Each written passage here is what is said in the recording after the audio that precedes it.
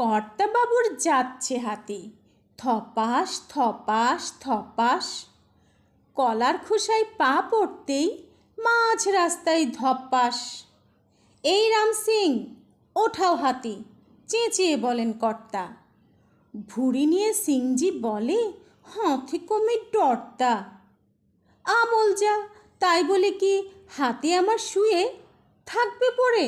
কর্তা বলেন, ওইখানেতে ভুয়ে। সকাল সন্ধে দিস্তে দিস্তে খাচ্ছ রুটি সেঁটে, সেসবগুলো যাচ্ছে কোথায়? থাকছে না কো পেটে।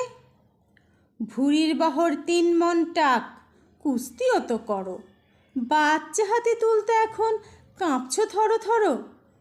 সুর ধরছি নিজে আমি, লেজের দিকটা ধরে উস্কো উঠাও, দৌড়ে গিয়ে হেইও মারি করে।